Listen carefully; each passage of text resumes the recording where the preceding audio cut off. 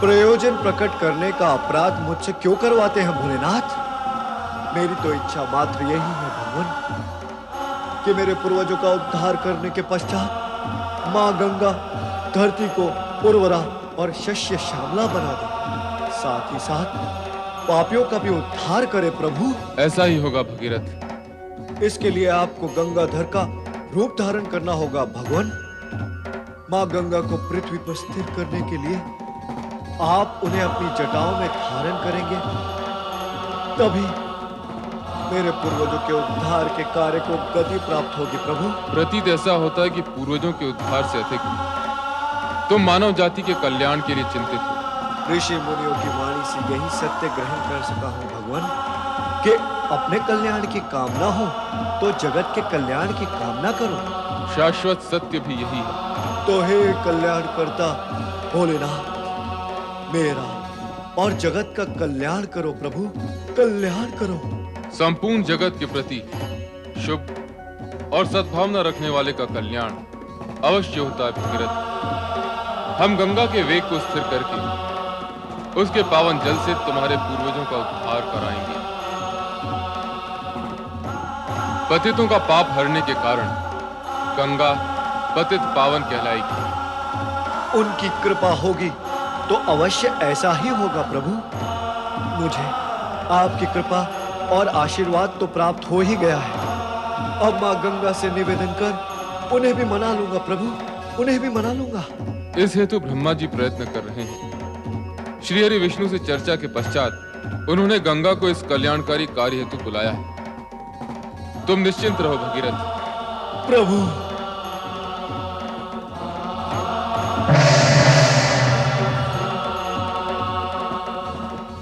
ओम नमः शिवाय, ओम नमः शिवाय, ओम नमः शिवाय। ओम नमो भगवते वासुदेवाय। आज्ञा करें श्री हरि, आपने बुलाया और मैं उपस्थित हूँ। मैंने तुम्हें एक विशेष प्रयोजन से बुलाया है। प्रयोजन विशेष हो अथवा साधारण, आपने स्मरण किया तो मुझे उपस्थित होना ही है। आपकी आज्ञा का पालन करना ही है। आज्ञाकारिता की ये पवित्र भावना आज्ञा सुनने के पश्चात भी बनी रहे तो सभी का कल्याण होगा। मेरे प्रति क्या आपको शंका है जगदीश्वर? क्या मैं आपकी आज्ञा की अवज्ञा कर सकती हूँ? तुम्हें पृथ्वी पर जाना होगा गंगा। बस यही है आपकी आज्ञा? इसी हेतु से आप विचार कर रहे थे? पृथ्वी पर तो सभी देवगण आते जाते रहते हैं, स्वयं आप भी तो मानव रूप धारण करने के लिए लालायित रहते हैं। हाँ, रहता हूँ, परंतु इस समय तुम्हें वहाँ एक विशेष प्रयोजन से भेजा जा रहा है। ये तो और भी प्रसन्नता का विषय है कि आप मुझे पृथ्वी पर किसी विशेष प्रयोजन से भेज रहे हैं। मैं आपकी आज्ञा का पालन करूंगी, पृथ्वी पर जाऊंगी, उद्देश्य पूर्ण होते ही लौट आऊंगी। नहीं नहीं गंगा, वहां जाकर पुनः यहाँ लौटने की संभावना और प्रावधान तुम्हारे लिए नहीं है। पुनः यहाँ लौटने की संभावना नहीं है, अर्थात मुझे सदा के लिए पृथ्वी पर वास करना होगा। आप मुझे अपने चरणों से सदा सदा के लिए वंचित करना चाहते हैं। मैं आपके श्री चरणों से वंचित हो जाऊं? क्यों? क्या अपराध किया है मैंने? किस अपराध का दंड आप मुझे देने के लिए इच्छुक हैं? शांत हो जाओ गंगा, शांत हो जाओ। शांति का बीज मेरे अंदर डालकर आप मुझे कैसे शांत कर पाएंगे? पृथ्वी पर सदा सदा वास करने की आपकी आज्ञा मेरे लिए शांति का नहीं, अशांति का कारण है जगदीश्वर। हमें विश्वास है गंगा कि स्थिति का पूर्ण ज्ञान हो जाने के पश्चात तुम अवश्य शांत हो जाओगी। अपने निराधार विश्वास को भ्रम का आधार देने की चेष्टा न करे जगदीश्वर। सदा सदा धरती पर वास करने की कल्पना मात्र से मेरा रोम रोम कांप रहा है। रोम तो अपराधियों का कांपता है गंगा। जगदीश्वर, कृपा करके आप मुझे मेरा वो अपराध बताइए जिसके दंड स्वरूप आप सदा सदा के लिए मुझे पृथ्वी लोक भेज देना चाहते हैं। गंगा, तुम ब्रह्मय हो, इसलिए पृथ्वी पर जाने को दंड मान बैठी हो। पृथ्वी पर जाना और वहां के प्राणियों के सुख दुख में भागीदार होना दंड नहीं, पुरस्कार है। और अभी अभी स्वयं ही तुमने ये स्वीकारा है कि मैं भी पृथ्वी पर जाने के लिए लालायित रहता हूं। अवश्य कहा है, किंतु स्थायी रूप से आप भी वहां कभी निवास करना नहीं चाहेंगे। लक्ष्य पूर्ण होने पर पुनः लौटना अवश्य होगा। यदि लौट कर आना है तो मुझे जाने में कोई आपत्ति नहीं, परंतु सदा सदा के लिए। तुम अकारण ही अशांत और उत्तेजित हो रही हो गंगे। वहां जाने का प्रयोजन ज्ञात होने के पश्चात तुम्हारी विचारधारा की दिशा पलट जाएगी। क्या ये भी आपका विश्वास है? यदि है तो कहिए, वह आपका प्रयोजन जिस धरती पर जाकर मुझे पूर्ण करना है। तो सुनो, एक दिन राजा सगर के 1000 पुत्र अश्वमेघ यज्ञ के घोड़े की सुरक्षा करते हुए दिग्विजय के लिए राज्य में भ्रमण कर रहे थे। तब राजा इंद्र ने उनका घोड़ा चुराकर कपिल मुनि के आश्रम में बांध दिया।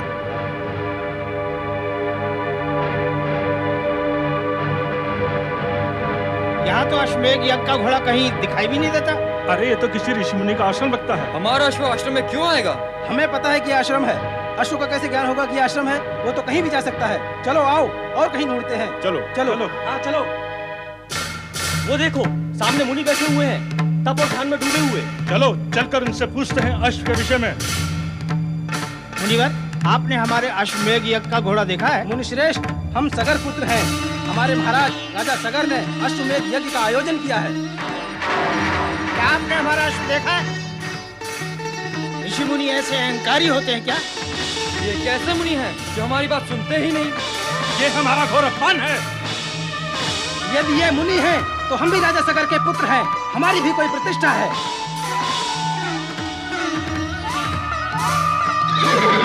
अरे देखो देखो, वो रहा अश्वमेघ का घोड़ा। अच्छा, तो हमारा अश्व यहाँ बांध रखा है इस मुनि ने। ये मुनि नहीं, चोर है, चोर।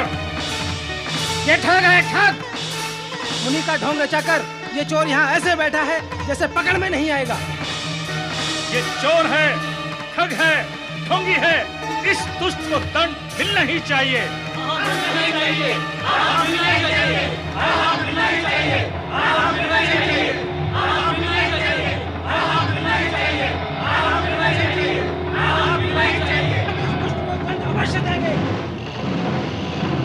दुष्टो, तुम मुझे दंड दोगे? मैं तुम्हें अभी भस्मीभूत किए देता हूं।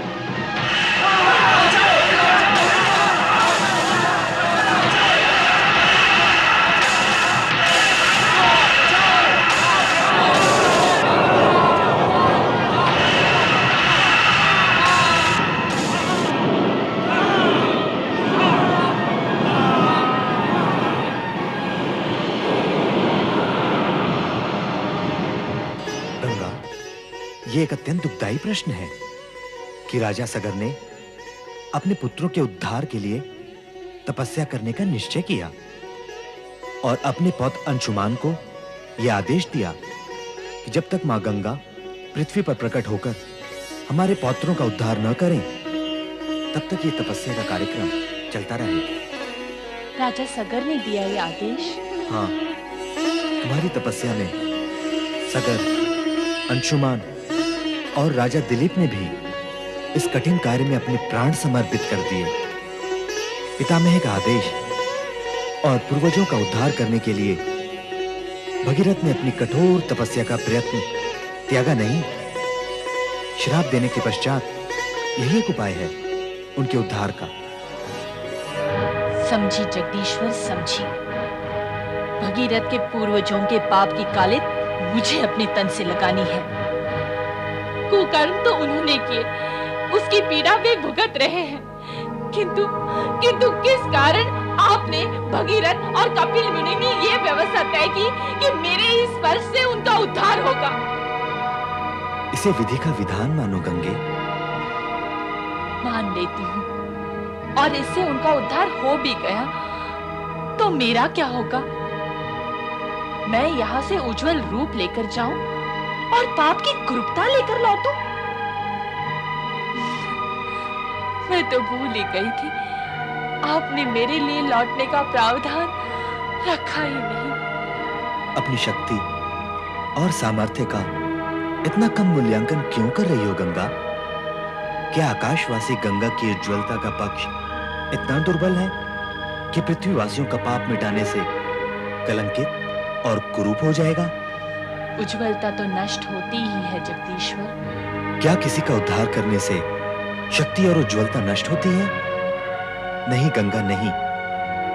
किसी का हित, कल्याण और उद्धार करने से शक्ति और उज्ज्वलता नष्ट नहीं होती, अपितु और अधिक बढ़ती है। चाहो तो प्रयोग करके देख लो। वैसे देवगण तो सदा से इसका प्रयोग करते आ रहे हैं। जो कुछ आप कह रहे हैं मैं उसे ही सत्य मानती हूँ। पृथ्वी पर जाकर भगीरथ के पूर्वजों को अपना स्पर्श देकर उनका उद्धार करके लौट आती हूँ। आपका प्रयोजन सिद्ध हो जाएगा, आज्ञा पालन करने का मेरा कार्य भी पूर्ण हो जाएगा। किंतु फिर मुझे धरती पर स्थायी वास करने के लिए ना कहे जगदीश्वर, ना कहे। गंगा, तुम अपने कल्याणकारी स्वरूप को पहचान क्यों नहीं रही हो? तुम्हारा गौरव आकाश स्वर्ग में वास करने से नहीं, पृथ्वीवासी होने में है।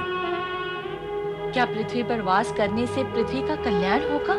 संपूर्ण देवगण और स्वयं मैं इस सत्य को स्वीकार करते हैं कि धरती पर बढ़ती तामसिकता और आसुरी भाव यदि इसी गति से बढ़ते रहे तो धरती पर जीवन दूभर हो जाएगा। वहां सात्विकता और दिव्यता का प्रचार प्रसार करने और पापियों के प्रायश्चित करने की व्यवस्था करना आवश्यक हो गया है। तो इसमें मैं क्या कर सकूंगी? धरतीवासियों का तुम्हारे स्पर्श से उद्धार होगा। तुम पापियों को तारोगी, उनको नया जीवन दोगी। पापियों का उद्धार करने के लिए आपने मुझे ही क्यों चुना जगदीश्वर? मेरे अतिरिक्त क्या कोई अन्य देवता ये कार्य नहीं कर सकता? निसंदेह अन्य कोई नहीं कर सकता। पाप का नाश करने की सामर्थ्य जो तुम्हें प्राप्त है, अन्य किसी को प्राप्त नहीं। भगीरथ के पूर्वजों का उद्धार करना तो तुम्हारे कार्य व उद्देश्य की भूमिका मात्र है। तुम्हारा मूल उद्देश्य तो धरती को उपजाऊ करना और युगों युगों से पापी जनों के भीतर बैठी पाप की अग्नि को शांत करना है। फिर उससे क्या होगा जगदीश्वर? तुम्हारी इस कल्याणकारी भावना की महानता से प्रभावित होकर जन जन तुम्हें माता के सम्मान से सम्मानित करेगा। माता का स्वरूप धारण करने पर वात्सल्य भाव से पापी पुत्रों का पाप हरण कर लोगी। तुम्हारे इस मातृत्व रूप के कारण पृथ्वी पर चहुं ओर सदा तुम्हारी जय जयकार होगी। मेरी आज्ञा मानो गंगा और पृथ्वीवासियों की माता बनकर उनका कल्याण करो। भगीरथ, बुलाओ गंगा को।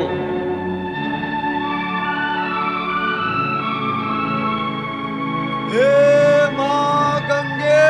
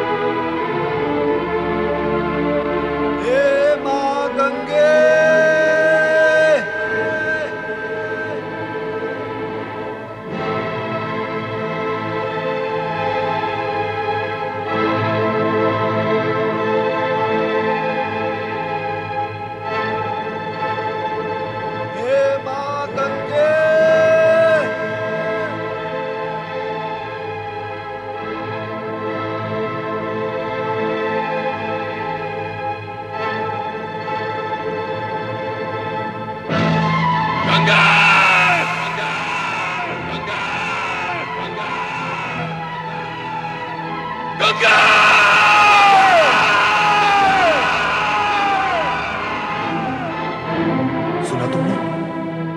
तुम्हारे अप्रिय वचन सुनकर शिव जी ने क्रोधित होकर जो ओंकार भरी तो तीनों लोग कंपित हो गए। तुम्हें उनकी शक्ति का अनुमान हुआ?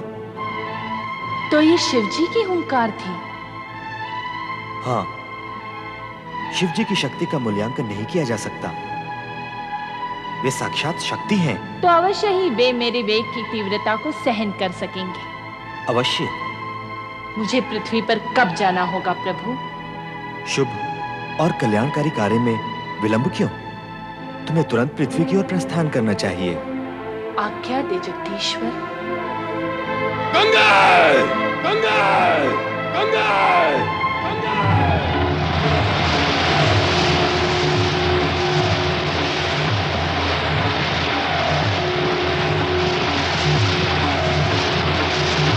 गंगा! गंगा! गंगा! गंगा!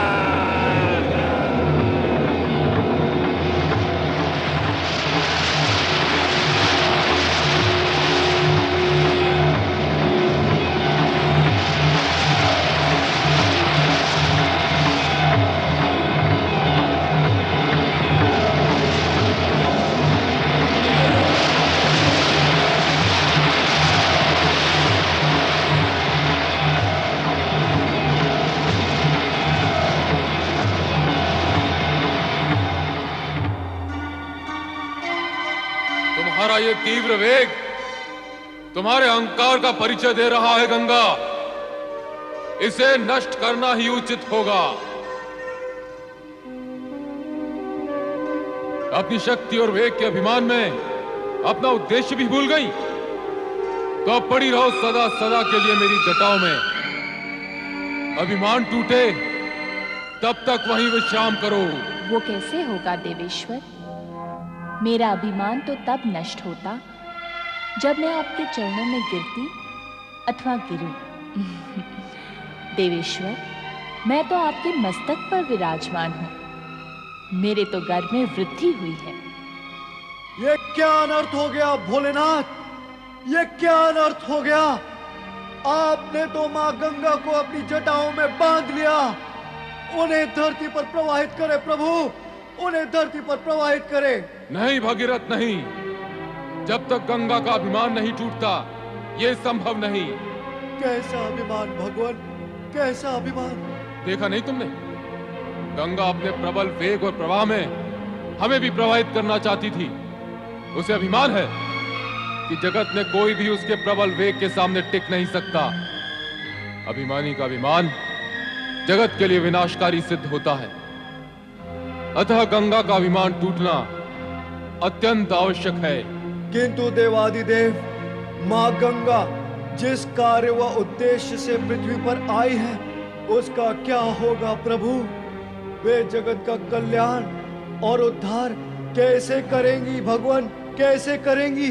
भगीरथ, तुमने कभी सुना, देखा अथवा जाना कि किसी अहंकारी और अभिमानी ने किसी का उद्धार अथवा कल्याण किया है? निरंकारी और निराभिमानी ही हित और कल्याण करने की सामर्थ्य रखते हैं।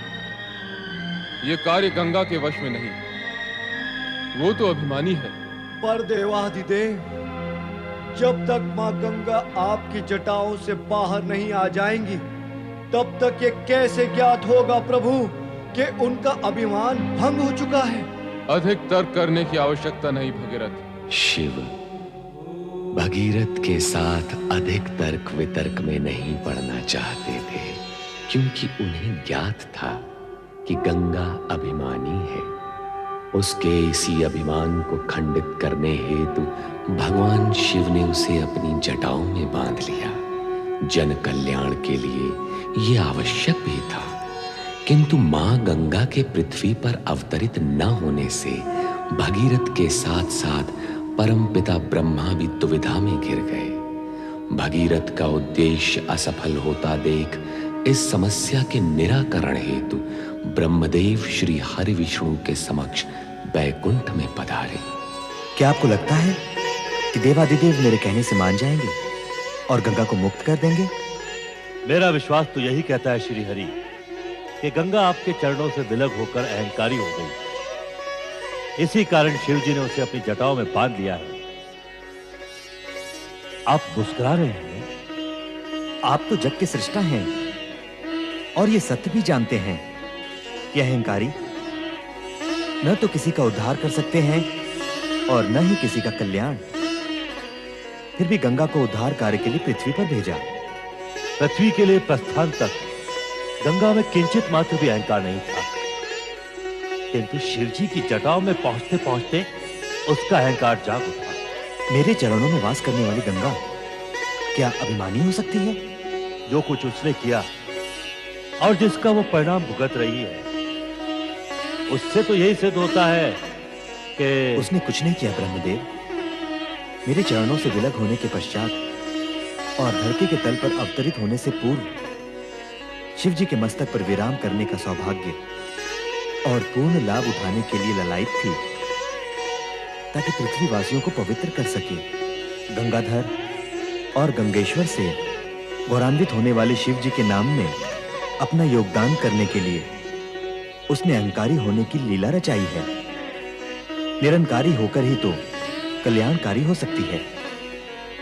जिस सत्य का उद्घाटन आपने किया है, उससे शिवजी तो परिचित नहीं है। चलें उनके पास।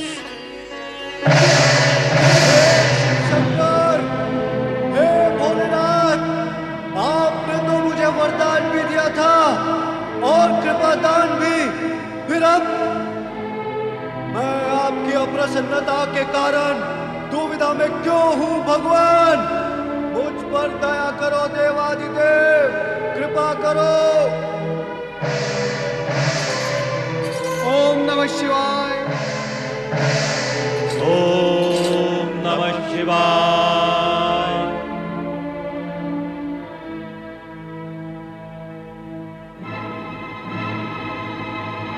आश्चर्य है, घोर आश्चर्य। गंगा अवतरण हुआ ही और नहीं भी। नारायण नारायण। तुम बताओ नारद, तुम यहाँ क्या करने आए हो? मैं तो भगवान भोलेनाथ के दर्शन करने आया हूँ। श्री हरि विष्णु, आप और ब्रह्मदेव यहाँ किस प्रयोजन से पधारे हैं? ये तो आप स्वयं ही जानते हैं भोलेनाथ। हम तो आपसे प्रार्थना करने आए हैं कि भगीरथ के प्रयत्न को सफल बनाएं और गंगा को मुक्त कर दें। वो स्वयं मुक्त होना नहीं चाहती, अपनी लीलाओं में मुझे सम्मिलित कर मेरी जटाओं में आ बैठी है। किंतु वो स्वर्ग से यहाँ आपकी जटाओं में बैठने के लिए नहीं आई है भोलेनाथ। तो आप उसे ले जाएं, पुनः अपने चरणों में बिठाने के लिए। अब तो ये भी संभव नहीं है। भगीरथ, उसके पिता तथा पितामह का तप फलित होने का समय आ गया है। देवादिदेव, पापियों का उद्धार करने का कार्य भी गंगा ही करेगी। ऐसी स्थिति में न तो वो मेरे चरणों में रह सकती है और न ही आपकी जटाओं में। अब तो उसे पृथ्वी पर जाना ही होगा भोलेनाथ।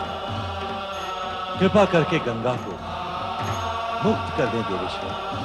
हाँ भोलेनाथ, उन्हें मुक्त कर दें। माँ गंगा का दर्शन लाभ कराए भोलेनाथ। मैं तो स्वयं इच्छुक हूँ कि गंगा के भार से मुक्त हो जाऊं। मेरे भार से आप मुक्त कैसे हो सकेंगे भगवान? सारा जगत सदा आपको गंगाधर और गंगेश्वर कहता ही रहेगा। भगवान भोलेनाथ के नामों की संख्या क्या पहले कम थी? अब तो राजा भगीरथ ने उसमें वृद्धि कर दी है। आपके दर्शन पाकर मेरा और मेरे पूर्वजों का जीवन धन्य हो गया माँ, धन्य हो गया। और भविष्य में पृथ्वीवासियों का जीवन भी सफल होगा। नारायण नारायण। जाओ गंगा, भगीरथ का अनुगमन करके इसके पूर्वजों का उद्धार करो। पापियों का कल्याण कर भगीरथ के प्रयत्नों को सफल करो। और भविष्य में ऐसी कोई लीला न रच डालना जिससे देवगण कहें कि शिव ने गंगा को सिर पर चढ़ा रखा है।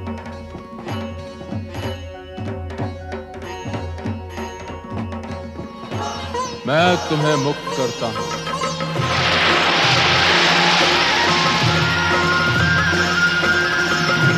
वो शिव जटा से गंगा धरती पावन करने निकली। वो शिव जटा से गंगा धरती पावन करने, सबके मन के पाप को धोने, धन का संकट हरने।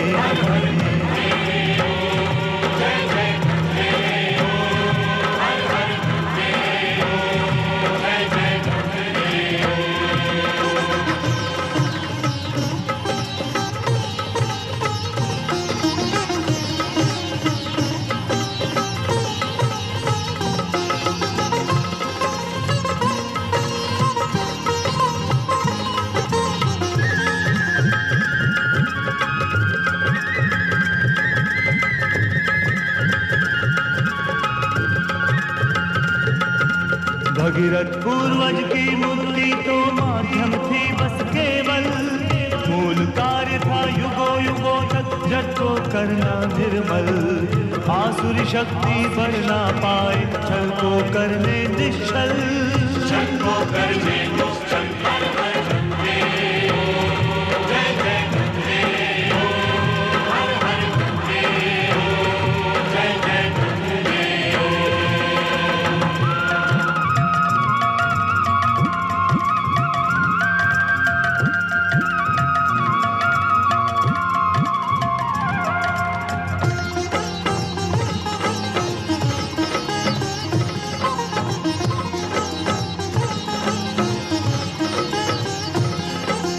सर्वप्रथम गौमुख से चल के हरिद्वार में आई, आगे फिर प्रयाग के तट की शोभा आन बढ़ाई।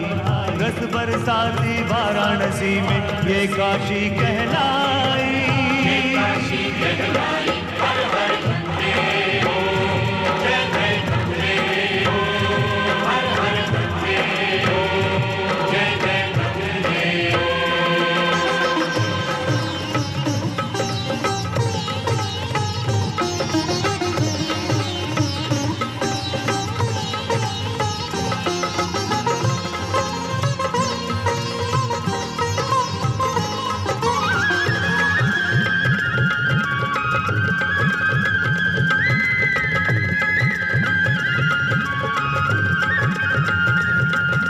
श्रद्धा भाव से जो भी प्राणी गंगा स्नान करे, गंगा माँ की महिमा गाए इसका ध्यान करे। भगीरथ जैसा फिर तो गंगा उसका भी कल्याण करे, उसका करे। हर हर गंगे ओ, जय जय गंगे ओ, हर हर गंगे ओ, जय जय गंगे ओ। ओ शिव जटा से गंगा धरती पावन करने, निकली ओ शिव जटा से गंगा धरती पावन करने। सबके मन के पाप को धोने, तन का संकट हरने। हर हर गंगे ओ,